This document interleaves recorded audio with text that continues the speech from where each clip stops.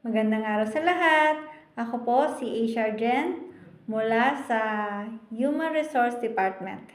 Ngayon po ay tatalakayin natin ang proseso ng dismissal o pagtanggal sa trabaho ng isang empleyado ayon sa batas at tamang proseso. Una, mahalagang tandaan na ang dismissal ay hindi basta-basta ginagawa. Hindi po yan pwedeng trip lang ng kumpanyang alisin ka dahil bawal po yan sa batas.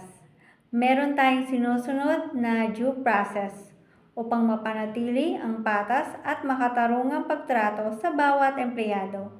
Narito ang mga hakbang. Una, ang proseso ay nagsisimula kapag may malinaw na basihan gaya ng grave misconduct, serious neglect of duty, fraud, o iba pang matinding paglabag sa company policies. Number 2, written notice o notice to explain. Ang empleyado ay bibigyan ng unang notice o sulat kung saan ipapaliwanag kung ano ang naging paglabag. May nakasaad din ditong palugit para makapagsumite ng paliwanag o written explanation. Kadalasan ay 5 calendar days. Number 3, hearing o administrative conference. Pagkatapos magsumite ng sagot, maaaring magkaroon ng hearing o meeting para marinig ang panig ng empleyado.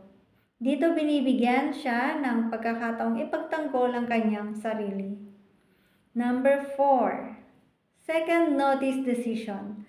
Matapos ang masusing pag-review ng mga ebidensya at sagot ng empleyado, ibibigay ang ikalawang notice o decision. Kung mapapatunayang may mabigat na dahilan, dito na inihahayag ang formal na dismissal. Number 5, separation process.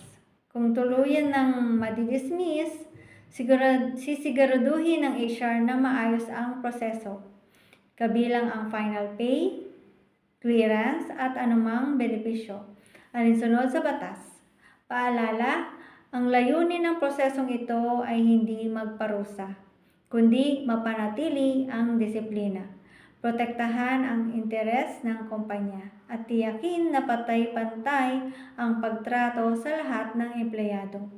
Kung may mga tanong o paglilinaw, huwag pong mag-atubiling lumapit sa Human Resource Department. Maraming salamat po at ingat po tayong lahat.